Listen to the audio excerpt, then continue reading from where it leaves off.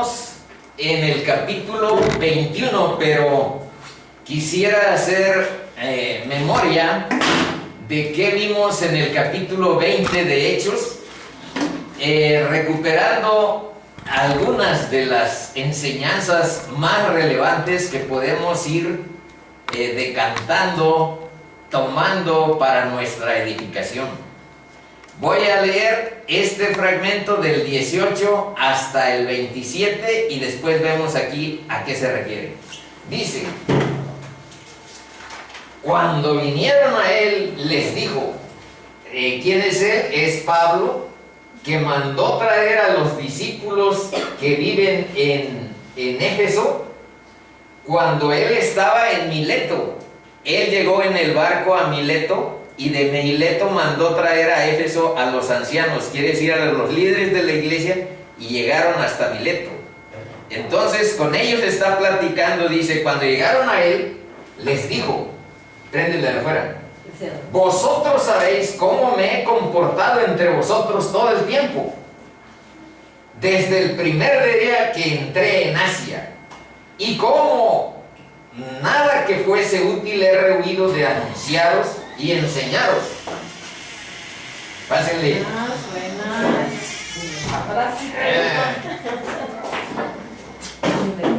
Cuñado. Pásenle.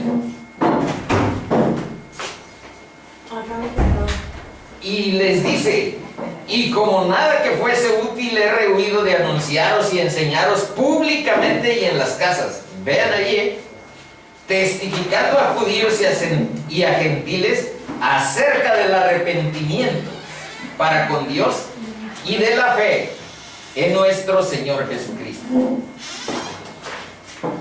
Por tanto, yo os protesto en el día de hoy que estoy limpio de la sangre de todos, porque no he rehuido anunciaros todo el consejo de Dios. ¿Qué les está diciendo en esta prédica, en este discurso tan emotivo y tan lleno, cargado de teología? ¿Pedro? Es Pablo. Está hablando con los de Éfeso, pero está en las costas de Mileto. Entonces, aquí dice, para recordar, porque esto es lo que vimos en la sesión anterior, dice que está hablando de su ministerio de enseñanza. Miren, bíblicamente enseñar, pues significa poner señales. A nosotros nos corresponde poner una señal que apunte a la cruz, que apunte a donde está Cristo. Eso es enseñar, pero no es decir tu sabiduría, no es decir tus conceptos, no es decir las nociones que a ti más te agradarían compartir porque les cae en el gusto a tu auditorio. Enseñar es poner señal, insignare. De ahí viene enseñanza, insignare, y quiere decir poner señales. Entonces, no es otro. Ya después, los que hemos sido profes, hemos ido metiendo otras ideas, por ejemplo, de educere y exducere, pero no me quiero meter ahorita en esos galeos conceptuales que solo los profes por ahí alguna vez utilizamos. Entonces dice que la enseñanza la ha ejercido públicamente y de manera privada en las casas, ha dado consejería bíblica. Por otra parte, dice que todo su enfoque de enseñanza está en estas dos cosas. Vean lo que dice el 21. Testificando a judíos y a gentiles acerca del arrepentimiento para con Dios y de la fe en nuestro Señor Jesucristo. Ese es el enfoque central de la enseñanza bíblica. Y quiero decirles que ahora que estamos casi en el umbral, pisando el umbral de un año, que hemos estado aquí enseñando la palabra de Dios, quiero decirles que no es otro el propósito y el enfoque que aquí hemos procurado dar. En otras palabras, no nos interesa escuchar la voz del mundo que dice: ya no le hablen a la gente de pecado, porque va contra su autoestima. Mejor háblenle de alguna falta de consideración, cosas así que están cambiando la situación de tal manera que no hiera el ego pero ellos le llaman de otra manera a ese ego. Todo lo que proviene del corazón humano se corrompe. Nuestra sabiduría puede alcanzar grandes cosas, pero no puede alcanzar la salvación de Dios. La sabiduría humana no puede quitar el pecado, no lo puede borrar, no puede cambiar lo que hay en tu corazón. Hay un verso en Jeremías 2:22 que dice: aunque te laves con lejía y amontones jabón sobre ti, la mancha de tu pecado permanecerá aún delante de mí, dijo Yahvé el Señor. Avanzamos en medicina, hay nuevas medicinas, hay nuevos recursos, pero no se han acabado las guerras. Avanzamos en la producción de alimentos, tenemos economías más estables, pero no se resuelve el problema del hambre, de la pobreza. No llegan a todos ni los alimentos ni las medicinas. La gente sigue padeciendo y sigue muriendo de enfermedades curables. Avanzamos en gobiernos más equilibrados, más democráticos, pero tenemos una sociedad llena de corrupción, de inmoralidad contra natura. ¿Qué significaría inmoralidad contra natura? Pues eso de que hay matrimonios ahora del mismo sexo y que en las boletas de nacimiento, en las actas de nacimiento en algunos países y en algunos estados del nuestro, ya no le ponen nombre del padre y nombre de la madre, sino nombre del cónyuge, para que ahí tú le pongas, pueden ser los nombres de dos hombres, pueden ser los nombres de dos mujeres, y a eso se le llama respetar el enfoque de género. Pero bíblicamente, hermanitos, esa es contra natura, es abominación, es inmoralidad, porque basta con que mires tu cuerpo para que definas por dónde tienes que caminar. Dios, esta es la buena noticia, pero Dios sí quiere que te salves, se agrada en salvar. Hay un salmo que dice que Dios se goza en su misericordia, pero no por tus medios, no por tu riqueza, no por tu poder, tu dominio, no por la raza o la familia a la que pertenezcas, no porque cuides tu comodidad o tu interés humano. Hay un camino, un medio de salvación en la sabiduría de Dios. Y ese medio está sintetizado en la cruz, pero está sintetizado en el versículo 21. El arrepentimiento para con Dios y la fe en nuestro Señor Jesucristo. Todo el juicio de Dios se basará en un mandamiento simple, sencillo. Amarás a Dios sobre todas las cosas y a tu prójimo como a ti mismo. Con todo tu corazón. Con todo tu corazón, con toda tu alma, con toda tu mente, con todas tus fuerzas. Agregaríamos eso. Pero esa es la base sobre la cual se habla del juicio de Dios. ¿Qué debemos de hacer? Reconocer: Señor, soy culpable, soy pecador, he hecho cosas equivocadas y erróneas. El daño que he producido no lo puedo eliminar. Borra mis rebeliones y acuérdense del Salmo 51. Lávame más y más de mi maldad y límpiame de mi pecado. Porque yo reconozco mis rebeliones y mi pecado está siempre delante de mí. Contra ti solo he pecado y he hecho lo malo delante de tus ojos.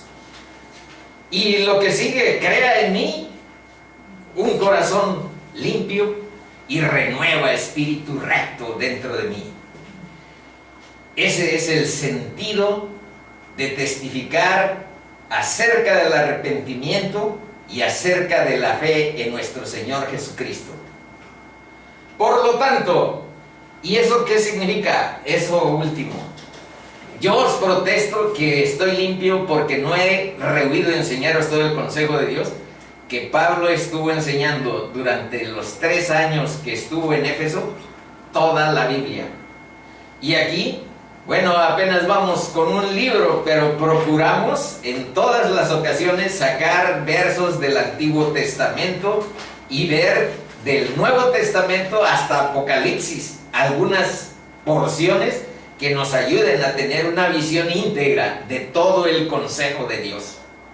Sin embargo, pues nosotros apenas llevamos 1 año y Pablo aquí les está hablando después de 3 años de haber estado en ardua labor, y ahí dice que trabajando de noche y de día enseñando.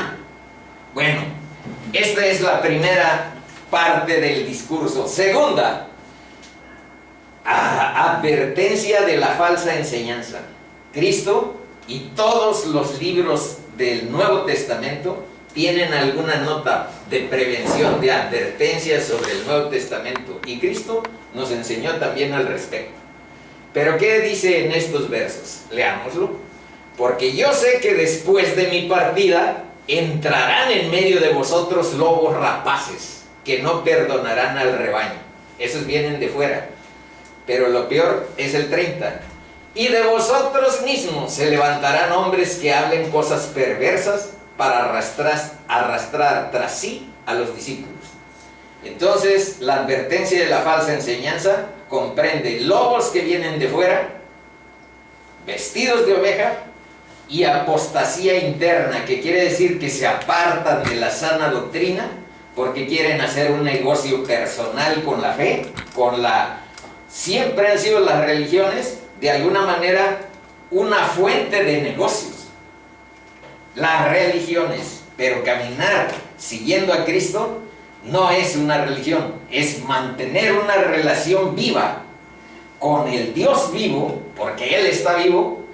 Por allá en Nosto le dije a un amigo, es como si me estuvieras platicando a mí, que hables y le digas a Jesús, aquí estoy, quiero conocerte, sálvame, muéstrame tu camino, enséñame tu luz, quiero seguir tu verdad. Pero ven a mí, muestra que eres real y que estás vivo y que no es un discurso de este sujeto o que haya fumado de algo.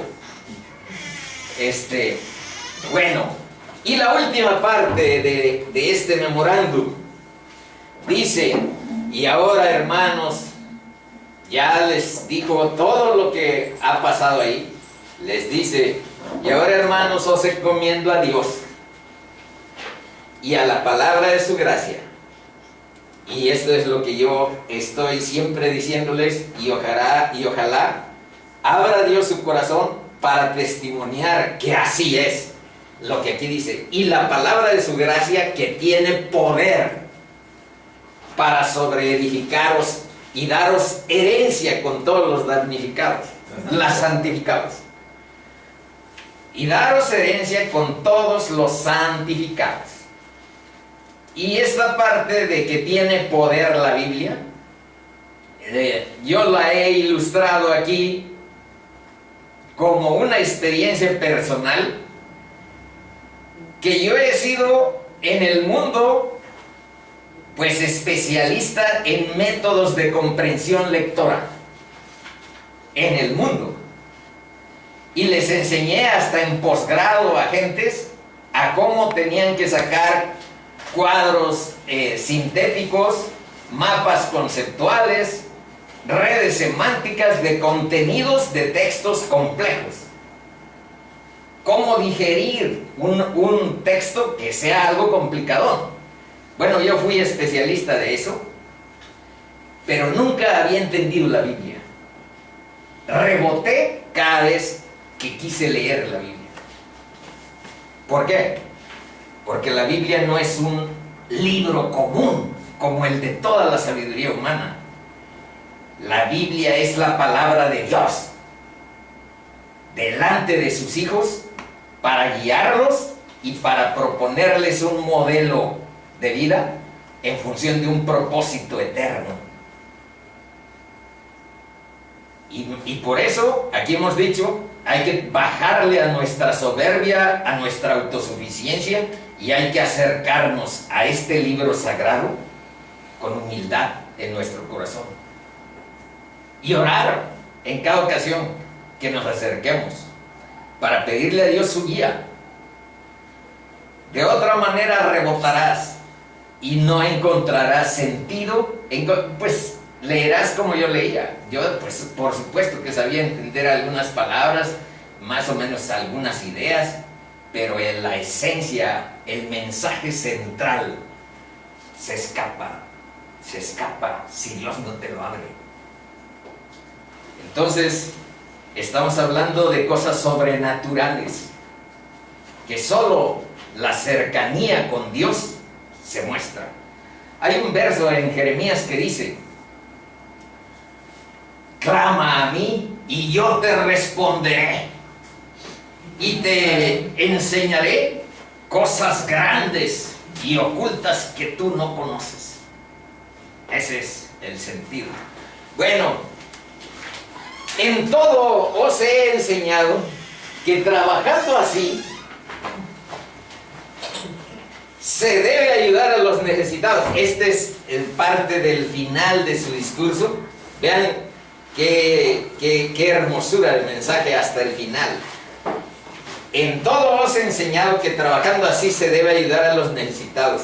Primero les dice: yo no envidié de ninguno de ustedes, ni vestido, ni caballo, ni nada, ni ninguna propiedad de ustedes codicié. Con estas manos he trabajado para mantenerme. Y eso es lo que les está...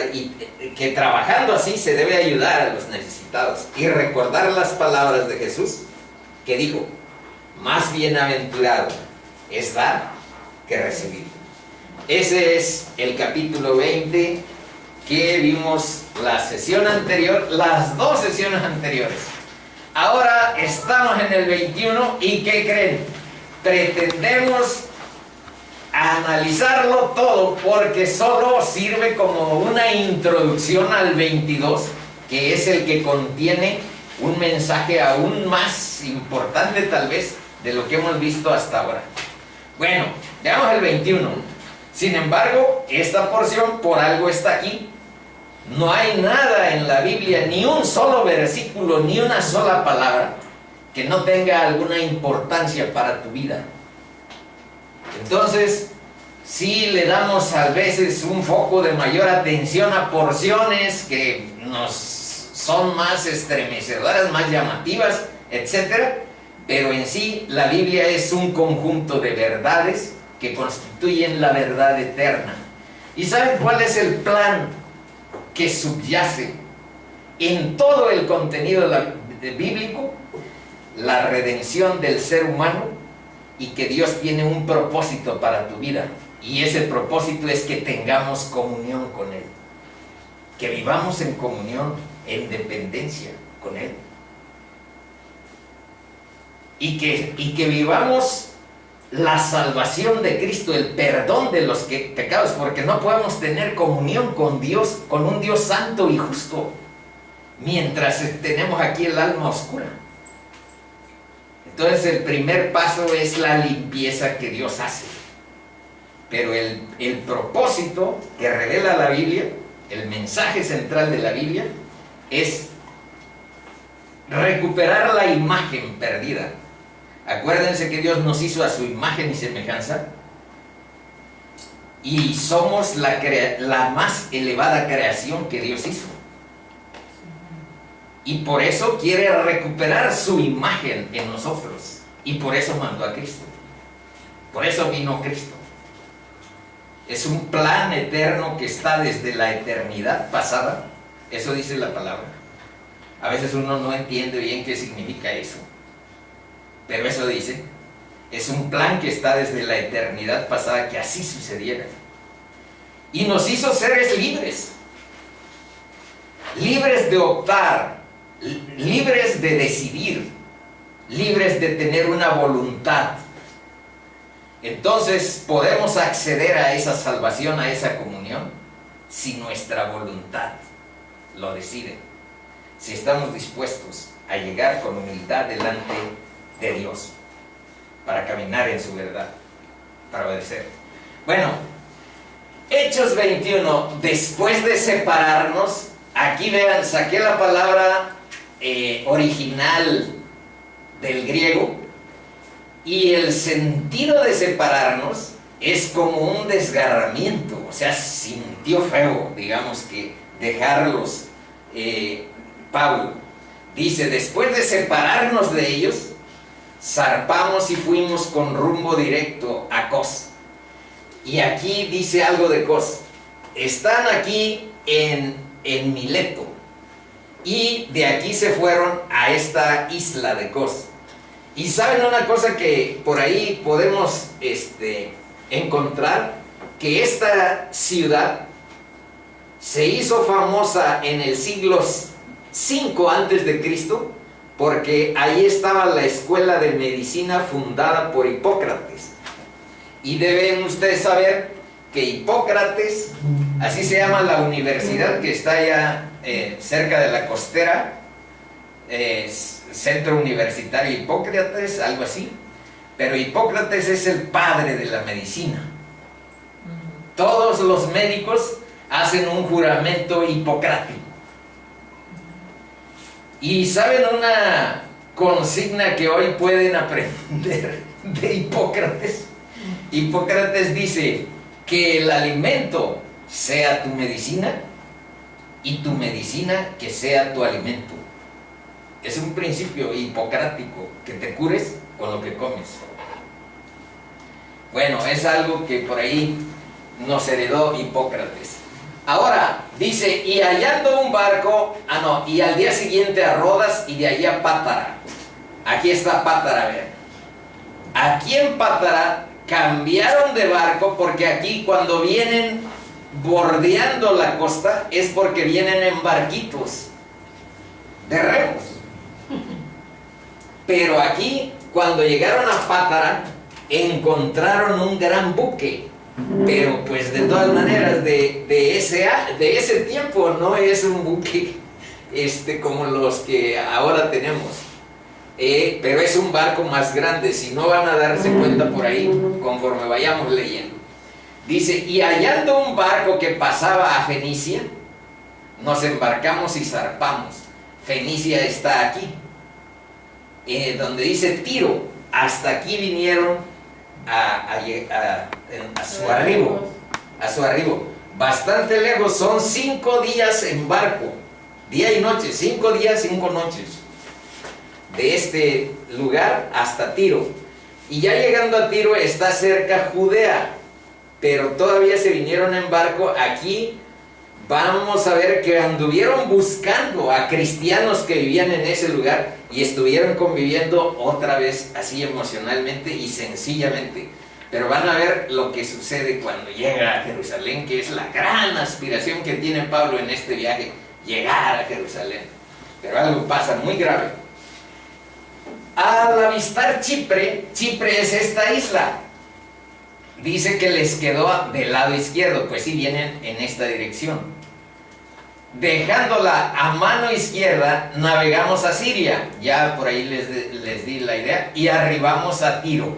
Ese fue el destino, porque el barco había de descargar ahí. Era un barco carguero que los fletó y les dejó chance para que transitaran. Y hallados, ya estaban en Tiro, están ya aquí, en esta costa. Allá, y hallados los discípulos, buscaron a los cristianos, nos quedamos ahí 7 días, y ellos decían a Pablo por el Espíritu, que no fuera, que no vayas a Jerusalén, Pablo. Cumplidos aquellos días, salimos acompañándonos todos con sus mujeres e hijos, hasta fuera de la ciudad, y puestos de rodillas en la playa oramos. Vean la sencillez de los cristianos, sin ritos, sin ceremonias, sin esas costras de formalidad. Dice, cumplidos aquellos 7 días, salimos acompañándonos de todos, con sus mujeres e hijos, hasta fuera de la ciudad, y puestos de rodilla en la playa, oramos. Y abrazándonos los unos a los otros, subimos al barco, y ellos se volvieron a sus casas. La comitiva buscó a los cristianos de Tiro y pasaron una semana con ellos. Y aquí les puse, pasadas estas cosas, Pablo se propuso en espíritu ir a Jerusalén para que se acordaran, después de recorrer Macedonia y Acaya, diciendo: después que haya estado allí, me será necesario ver también a Roma. Él tiene la idea de ir a Jerusalén y de ahí a Roma, y sí se va a cumplir ese itinerario, pero no de la manera en que Pablo hubiera querido. Vamos a ver que fue de una forma diferente, pero no quiero anunciarles exactamente la razón de cómo fue, sino que lo vayamos descubriendo. Ahora, ¿quiénes van en la comitiva con Pablo? Les recuerdo también esto. Y le acompañaron hasta Asia, Sópater de Berea. Este Berea está aquí miren. Es de Macedonia. Aquí está Filipos, de la carta de los filipenses. Aquí está Tesalónica, de la carta de tesalonicenses. Y aquí a un lado de Tesalónica está Berea. Bueno, de ahí va un sujeto que se llama Sópater. Aristarco y Segundo es nombre segundo de Tesalónica. Gallo de Derbe y Timoteo. Ese Derbe deben de recordar, no confundir con Perge. Aquí está Perge y aquí está Derbe. Se parecen los nombres, pero esta área se llama Galacia. Toda esta es la carta de los Gálatas, donde está Antioquía, donde está Iconio, donde está Listra y Derbe. De aquí proceden dos sujetos que son Timoteo y Gallo de Derbe. Y también van Tíquico y Trófimo. Este Trófimo, van a ver que algo grave sucede por él en Jerusalén. Y viene acompañando, estos dos son de Éfeso. Cuando hablan de Asia, es de la iglesia de Éfeso. En este tramo. Bueno, vamos a continuar. Y nosotros completamos la navegación saliendo de Tiro y arribando a Tolemaida. Y habiendo saludado a los hermanos, otra vez, este es un patrón que se repite, donde llegan, buscan a cristianos, se identifican con ellos y platican. Nos quedamos con ellos un día. Al otro día, saliendo Pablo y los que con él estábamos, fuimos a Cesarea. Y entrando en casa de Felipe el evangelista, aquí nos vamos a detener un poco para que recuerden quién es este Felipe el evangelista, que era uno de los 7. ¿A qué 7 se refiere este verso? Y con él nos quedamos en posada a dormir en su casa. Eso quiere decir, posamos con él. Uno de los 7. ¿Qué quiere decir eso? Es lo que queremos recordar. Este tenía 4 hijas doncellas que profetizaban, pero en este caso no nos dice que hayan profetizado nada en torno al viaje de Pablo. Pero sí nos registra Lucas, que es el autor del libro de Hechos, esta situación. Y dice: y permaneciendo nosotros allí algunos días, descendió a Judea un profeta llamado Agabo. Y de Agabo sí, vamos a ver qué cosas son las que estuvo profetizando. Quien viniendo a vernos, tomó el cinto de Pablo, agarró un cinturón de estos, se ató los pies y las manos y dijo: esto dice el Espíritu Santo, así atarán los judíos en Jerusalén al varón de quien es este cinto, y le entregarán en manos de los gentiles, como a Cristo. ¿Ve? Le entregarán en manos de los gentiles. A Jesucristo lo entregaron para que lo crucificaran los judíos, pero no que hicieron ellos, sino que lo ejecutaran los gentiles. Al oír esto, cuando vieron que Agabo les anunció esa situación, vean lo que sucede. Al oír esto, le rogamos nosotros y los de aquel lugar que no subiese a Jerusalén. Entonces Pablo respondió: ¿qué hacéis llorando y quebrantándome el corazón? Porque yo, chicos, estoy dispuesto no solo a ser atado, más aún a morir en Jerusalén por el nombre del Señor Jesús. Y como no le pudimos persuadir, desistimos, diciendo, hágase la voluntad del Señor.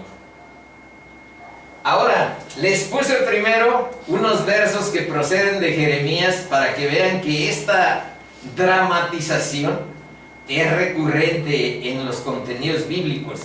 Deben de saber que a un profeta Dios le dijo, cásate con una prostituta, para ilustrar. Bueno, eso es lo que ya le pongo yo de palabras para explicarlo, para ilustrar de qué manera ha sido Israel conmigo como su Señor, infiel, y ha adorado a otros ídolos, y de mí ni se acuerdan de lo que yo haya hecho. Más o menos eso sucedió, y lo podemos ver en un libro que se llama Oseas. Es del profeta Oseas. Bueno, pero aquí está otro menos drástico, dice, o tal vez sí un poco drástico. Así dijo Yahvé: ve y compra una vasija, le dijo a Jeremías, de barro de alfarero, y lleva contigo de los ancianos del pueblo y de los ancianos de los sacerdotes. Entonces quebrarás la vasija ante los ojos de los varones que van contigo, y les dirás, así ha dicho Jehová, así ha dicho Yahvé de los ejércitos, así quebrantaré a este pueblo y a esta ciudad, como quien quiebra una vasija de barro que no se puede restaurar más. Así ha sido la relación de la fidelidad de Dios y de la infidelidad de los humanos. Bueno, estos versos son con el propósito de esclarecer qué significa esto de era uno de los 7 y quién es Felipe, porque ya lo hemos estado viendo en versos anteriores del libro de Hechos, en capítulos. Primero vamos a ver Hechos 6 del 3 al 5, que dice: buscad pues, hermanos, de entre vosotros a 7 varones. Ahí está uno de los 7, es Felipe, dice en los versos que estamos analizando.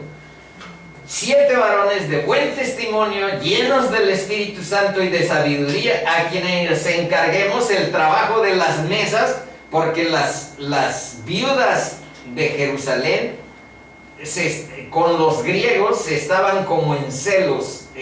A mí no me dan suficiente atención aquí internamente, y estamos hablando del interior de una iglesia de cristianos a donde había ciertos celos. Entonces los apóstoles le dijeron: nombren ustedes a unos 7 para que se encarguen de las mesas, y nosotros, dicen los apóstoles, persistiremos en la oración y en el ministerio de la palabra. Nosotros vamos a enseñar la palabra. Arreglen ustedes esa situación. Y luego dice: agradó la propuesta a toda la multitud, y eligieron a Esteban, que es el primer mártir de los cristianos, varón lleno de fe y del Espíritu Santo, a Felipe. Y ahorita vamos a ver, para recordarles nada más quién es este Felipe: a Prócoro, a Nicanor, a Timón, a Parmenas y a Nicolás, prosélito de Antioquía. Ahora les quiero recordar rápidamente quién es Felipe. Fíjense lo que dice Hechos 8. Ya tiene mucho tiempo, por eso tenemos que recuperar algo de la memoria. 8:35 y 8:40. Dice: entonces Felipe, abriendo su boca y comenzando desde esta escritura, quién sabe si se acuerdan que iba un etíope negro en su carruaje, porque era el que, digamos, el secretario de Hacienda de Etiopía. Había ido a Jerusalén a adorar a Dios y había comprado el libro de Isaías y lo iba leyendo en voz alta. Y entonces se acercó Felipe y le dijo: oye, ¿y entiendes lo que dice? Pues ¿cómo voy a entender si no hay nadie que me enseñe? Y entonces viene este verso que dice: Entonces Felipe, abriendo su boca y comenzando desde la escritura donde iba leyendo del capítulo 53 de Isaías, a donde habla de Jesús, le anunció el evangelio de Cristo. Pero Felipe, después Dios lo arrebató y apareció en Azoto. Eso leímos en el capítulo 8, lo recuerden, para que lo recuerden. Se encontró en Azoto y pasando anunciaba el evangelio. Por eso vean que dice Felipe el evangelista. Buen título. Entrando en casa de Felipe el evangelista, que era uno de esos 7, y luego también aquí termina en el capítulo 8, anunciaba el evangelio en todas las ciudades hasta que llegó a Cesarea. ¿Y dónde están aquí Pablo y toda su comitiva? En Cesarea. Ahí se quedó a radicar, pero no todo el tiempo, porque hay libros de historia, no está eso en la Biblia, a donde dicen que ese Felipe se fue a vivir a Asia y ahí estuvo predicando con las hijas. Hicieron una gran obra de evangelismo en otras regiones más, pero ahorita estamos en Cesarea. Bueno, luego dice, Pablo, como buen discípulo de Jesús, siguió sus pasos y tomó la decisión de sufrir por las naciones, las ovejas perdidas de la casa de Israel, costara lo que costara. Y les puse unos versos que recuerdan a Jesús, esta decisión así tan valiente, pero algo temeraria. Yo no estoy ahí tan seguro de que hubiera sido lo más adecuado que fuera a Jerusalén. Sin embargo, así sucedió y así veámoslo como lo que Dios dispuso. Cuando se cumplió el tiempo en que él había de ser recibido arriba, aquí habla de Cristo, no de Pablo, pero lo estamos como traspolando a la figura de Pablo y a esa decisión de tener el coraje de asistir a ese lugar. Afirmó su rostro, este es Jesús, y ahora aquí también Pablo, afirmó su rostro para ir a Jerusalén. Y algo que les agregué aquí, que procede de Lucas 6:40, dice, el discípulo no es superior a su maestro, mas todo el que fuere perfeccionado será como su maestro. Este es un verso estremecedor, porque nos dice cuál es la meta de un cristiano. La meta de un cristiano es permitir que Dios obre en nuestro corazón para conformar la imagen de su Hijo en nosotros. Esa es la meta de un cristiano, parecernos a Jesús. Y eso según lo que dice la Biblia, no según lo que se me vino a la cabeza, lo que mi corazón me dice que suena bien. Es lo que dice la Biblia, que hay que parecernos a la imagen, imitarlo y seguirlo, formar la imagen. Pero obviamente nosotros no lo podemos hacer en nuestras fuerzas. Es mediante el poder del Espíritu Santo en nuestra vida que podemos librarnos de la oscuridad en la que hemos vivido. En nuestras fuerzas no podemos hacer gran cosa, solo algo de demagogia moralista. Porque si no tienes el poder de Dios para contenerte delante de tu orgullo, delante de tu egoísmo, delante de tu soberbia, entonces, pues el discurso puede sonar un tanto agradable o desagradable, eso depende, pero estás imposibilitado delante de la obra de Jesús si lo quieres hacer en tus propias fuerzas. Entonces tenemos que rendirnos delante de la evidencia de lo que somos y de lo que es nuestro Creador, para que con ese pacto, con ese vínculo, con esa relación de vida, podamos caminar en fortaleza que Él nos da y podamos ser transformados, convertidos en otra persona, que ni se acuerden. Aquí hay personas personas que se acuerdan muy bien de la negrura de mi corazón durante mi vida anterior. Tengo de todas maneras mi defensora, que es Sarita. Pero no se trata de otra cosa más que de que vean sus propios retos delante de las necesidades espirituales de nuestra vida. Vivir en Cristo, vivir en la verdad de la palabra de Dios. Ese es el reto del que hablo. Por último, no, ahorita no lo voy a leer. Vamos a Hechos 21 del 15 adelante. Dice: después de estos días, hechos ya los preparativos, subimos a Jerusalén. ¿Ya ven? De todas maneras se fue. Y investigué que de Cesarea a Jerusalén hay 74 millas. O sea que desde aquí, desde Cesarea hasta Jerusalén, todavía tardaron, digamos, de aquí a Chilpancingo caminando, pues no está tan fácil. Dice: hechos ya los subimos a Jerusalén, y vinieron también con nosotros de Cesarea algunos de los discípulos. Les digo que es un patrón común, donde quiera que llegan encuentran cristianos y se enganchan con ellos, trayendo consigo a uno llamado Nasón de Chipre, discípulo antiguo, con quien nos hospedaríamos. Miren, no cualquier persona de los judíos podría abrir su casa para hospedar a gentiles, ni aún entre los cristianos, porque vamos a ver que los cristianos todavía no tienen claridad de su diferenciación con el Antiguo Testamento.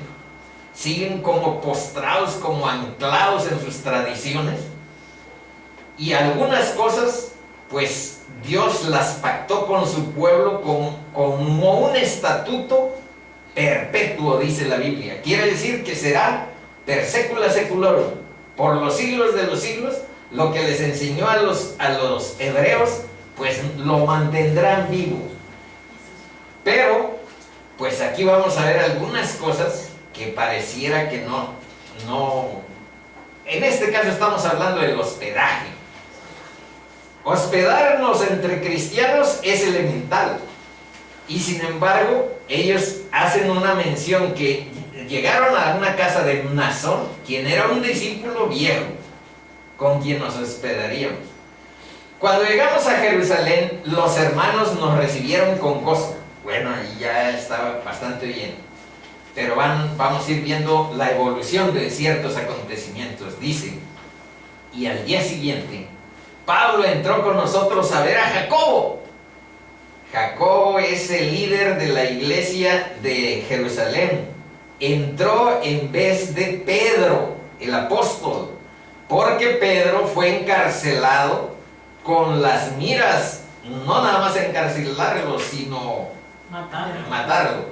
Sin embargo, Dios lo liberó de la cárcel, y cuando tuvo que salir a otras regiones, porque Pedro y Juan andan ahorita evangelizando a otras regiones, bueno, entonces se quedó Jacobo, y Jacobo es Santiago. Jacobo, el apóstol, bueno, no el apóstol, sino el hermano del Señor, que por ahí se venera en Ostotitlán. Y se hallaban reunidos todos los ancianos. ¿Qué quiere decir? Que estaba Jacobo con toda digamos que los representantes, los líderes de la iglesia de Jerusalén, para escuchar a Pablo, a los cuales, después de haberles saludado, vean que Pablo les rinde cuentas. Dice el 19, vean: a los cuales, después de haberles saludado, les rindió cuentas de lo que había hecho por su ministerio entre los gentiles. No dice así, pero dice lo mismo. Después de haberles saludado, les contó una por una las cosas que Dios había hecho. No dice que yo he hecho. Las cosas que Dios había hecho entre los gentiles por su ministerio. Cuando ellos lo oyeron, glorificaron a Dios y le dijeron, pero vean, aquí empieza un mensaje raro. Hasta aquí, glorificaron a Dios. Amén. Hermosa sesión de trabajo. Pero vean, aquí inicia un asunto raro. Ya ves, hermano, cuántos millares de judíos hay que han creído y todos son celosos de la ley. Por la ley, perdón. Celosos por la ley. Pero se les ha informado en cuanto a ti que enseñas a todos los judíos que están entre los gentiles a apostatar de Moisés. Apostatar quiere decir En contra.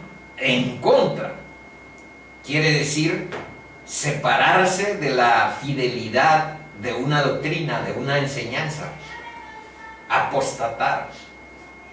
Diciéndoles que no circunciden a sus hijos ni observen las costumbres. Otra vez, esta misma ha venido como un grillete en muchos capítulos anteriores. Sabiendo que algo podía suceder, vean lo que escribió Pablo a los romanos en este mismo trayecto que estamos analizando.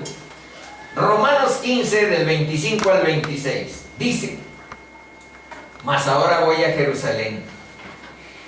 Y ahí se dice una de las razones por las cuales va a Jerusalén: para ministrar a los santos, porque Macedonia y Acaya tuvieron a bien hacer una ofrenda para los pobres que hay entre los santos que están en Jerusalén.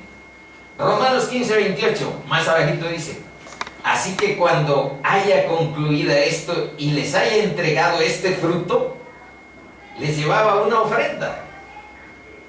Pasaré entre vosotros rumbo a España. Está pensando en ir a Roma y de Roma ir a España. En la Biblia no está algún itinerario de que haya ido hasta España, pero a Roma sí. Y vamos a ver cómo fue a Roma. Eso ya viene en los capítulos finales del libro que estamos estudiando. Pero vean todavía lo que les dice en ese mismo capítulo 15, en el 30-31, que les dice Pablo a los romanos. Por eso os ruego, hermanos, por nuestro Señor Jesucristo y por el amor del Espíritu, que me ayudéis, orando por mí a Dios, para que sea librado de los rebeldes que están en Jerusalén. Judea es, digamos que la provincia, y Jerusalén es el núcleo, la capital de Judea. Así está la geografía. Y estamos terminando. En el judaísmo, Gálatas 1:14 aventajaba a muchos de mis contemporáneos en mi nación, siendo mucho más celoso de las tradiciones de mis padres. Está recordando Pablo en este versículo que esas tradiciones que ahorita le van a imponer que haga para que tenga limpieza ceremonial y pueda entregar esa ofrenda, esa es la razón. He aquí, entonces recuerda que su pasado viene también con ese mismo trasfondo. Gálatas 5, 2 y 6 dice: he aquí, yo Pablo os digo que si os circuncidáis, de nada os aprovechará Cristo. Ahí está la postura de Pablo respecto a la circuncisión. Porque en Cristo Jesús ni la circuncisión vale algo, ni la incircuncisión, sino la fe que obra por el amor. Ahí no habla de arrepentimiento y fe, pero habla de la fe y habla del amor como distintivos del cristiano. Luego en Gálatas 6:5, vean lo que dice, 15, 6:15.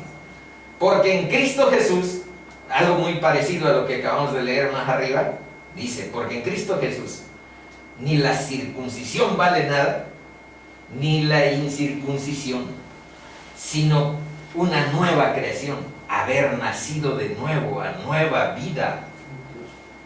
Y si recuerdan, dice por ahí la 2 Corintios 5:17, dice algo así como, y sabemos que los que están en Cristo Jesús son nuevas criaturas.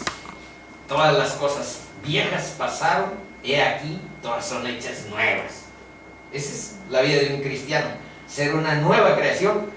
No vale la circuncisión ni la incircuncisión. Y luego más abajo dice, bueno, ahí está la de Corintios 5:17, no sabía, la estoy así como repitiendo de memoria, pero ahí está, de modo que si alguno está en Cristo, nueva criatura es, las cosas viejas pasaron y aquí todas son hechas nuevas. Está más bonito ahí, que como yo la estaba recordando, pero más o menos la reconstruí. Porque el reino de Dios, ¿y qué hay sobre los aspectos ceremoniales de la comida, de la bebida y eso que los judíos son? Hasta el día, debes de comer kosher, porque si no comes kosher, estás pecando contra tu cuerpo. Bueno, ¿Y qué es kosher? que todo lo comas sin grasa, y si vas a comer